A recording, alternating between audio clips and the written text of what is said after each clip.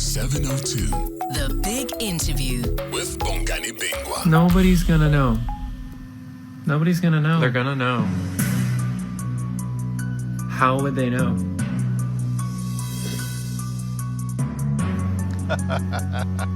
Well, now they know, don't they? Millions of popular social media app TikTok users woke up to a blackout in America yesterday. It follows a ruling by that country's Supreme Court upholding a ban of the platform by lawmakers who cited security concerns. The app is owned by the Chinese company ByteDance, and US politicians allege that it feeds data about Americans to the ruling Chinese Communist Party.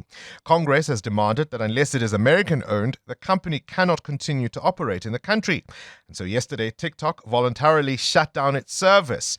Users opened the app and were greeted with a message, "Sorry, TikTok isn't available right now." Toby Shapshak is the editor and the editor-in-chief of Stuff and joins us now on the line. Toby, always a pleasure to have you on the show. I mean, this is an enormously popular platform, from teens dancing to the latest hit songs to grandma's trusted recipes.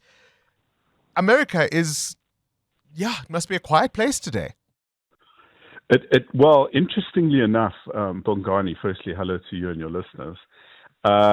When your producer got hold of me yesterday afternoon, TikTok had gone black and was offline. And by the time I went to sleep, TikTok was back online. Donald Trump has made a commitment, or he said he's going to sign an executive order today, surreal as it is that there's going to be another Trump inauguration, that he's going to allow ByteDance, TikTok to carry on operating. And it's quite controversial, as we know. The app has faced many bans, starting when Trump was president 4 years ago. But it's been very quickly moved through the American legal system. I've obviously been following it. I don't want to get people bogged down in the detail, but the Americans say that it's owned by a Chinese company and it could be used to influence American attitudes, and that ByteDance, the owner, and TikTok could influence American attitudes and could steal information about Americans, and therefore it's a national security interest. Ironically, the only companies that have actually done this, that the Americans accuse it, are actually the American companies, Facebook and Instagram, and all of the Meta, as it now calls it, Twitter. All of these social networks are actually the ones that practice surveillance capitalism, which is they monitor what you do and they try and sell you things, or they try and monetize you, as opposed to what the national security interest is that a foreign-owned network could manipulate how you vote and what you do. And when in fact in 2016, we know for a fact that's how Donald Trump got in, because Russian spies manipulated Facebook.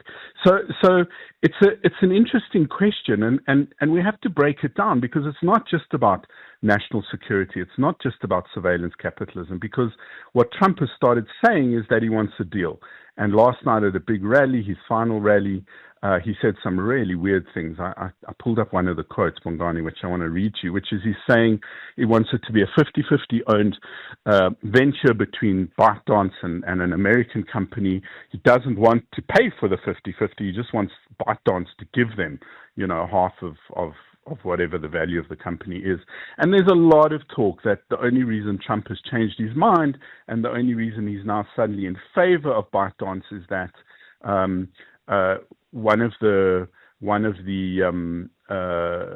his backers, one of his billionaire backers, an oligarch, as everyone's starting to call these very wealthy billionaires in America, just as they are called in Russia, one of them has a very significant investment in ByteDance. And the rumors online, and I only read the respectable publications and commentators, but the smart people are saying it looks like Elon Musk's going to try and schmuggle, or Trump's going to try and schmuggle it for Musk so that Musk gets it.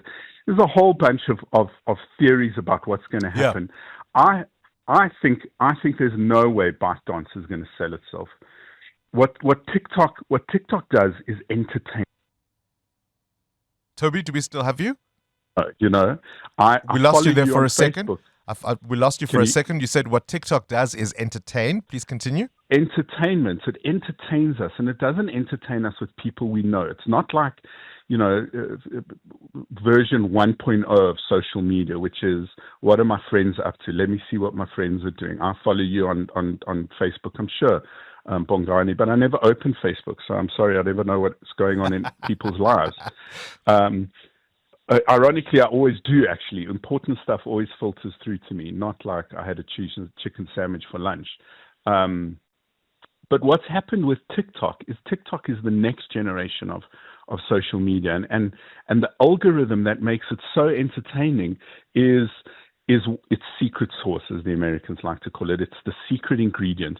There's no way TikTok is going to let anybody have access to that algorithm. It's kind of like, the secret herbs and spices of Kentucky Fried Chicken. Does this rip the veil off America's claims for the love of free speech?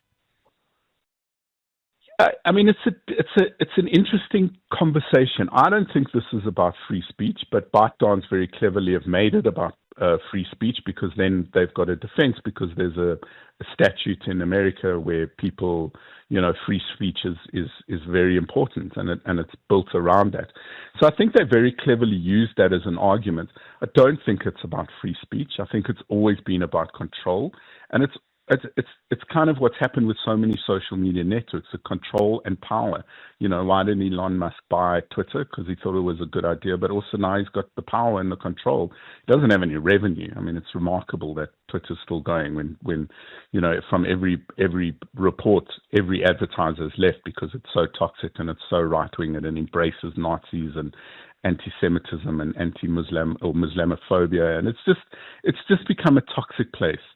And that's the problem for Twitter as much as it is the problem for Meta and Facebook, is that the youth of the world have abandoned the old social networks. Facebook, Twitter, they all are on TikTok. TikTok is where everybody's gone. TikTok has been the most downloaded and the most used social media app for the last 2 years, and it's sucked up all the advertising in the room. So all the money is going into TikTok.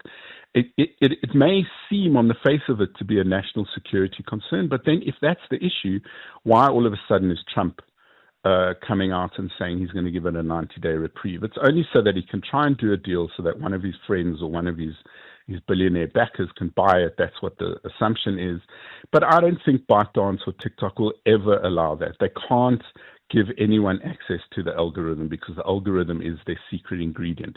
If anyone knows the secret ingredient, TikTok loses its competitive advantage. But here's an interesting thing. There's a very smart guy I follow in the New York Times, a guy called Kevin Roose, and he does a podcast and he writes a lot. And he wrote a piece that I read yesterday that said, what happens if nobody misses TikTok? TikTok, he argues, is a very good service, and I've used it. I don't bother anymore because I just think it's a waste of time, Bongani. I open TikTok and an hour goes past and I've done nothing productive. But the way to think about it is think about it as entertainment. It's where you go to close down, to look at something interesting. It's become that kind of service. But Kevin Roose argues that maybe ByteDance is a victim of its own success because everybody's copied all of TikTok's features. It's short-form video. It's a little bit of entertainment. It's a little bit of humor. It's a little bit of controversy. It's a little bit of disinformation. I mean, for instance, the Titanic never sank on TikTok, as I wrote last year. There are all these conspiracy theories. But it's just entertainment. And what a lot of people do is just go there to, it's like the equivalent of reading a book or watching a clip on YouTube or a TV clip or one of those funniest home videos or something kids did. And the problem for TikTok, says Kevin Roose, is that kind of entertainment is now available to us on all the other services because Instagram's copied it, everyone else has copied it. They have, Toby, if I can come in, they have copied it, but I don't know if they've done as well as TikTok, and I think it goes back to that secret sauce you are talking about in terms of the power of the algorithm. We'll have to leave it there. Editor-in-Chief of Stuff Magazine, Toby Shabchak, reflecting on America's ban or not ban of TikTok, 170 million strong.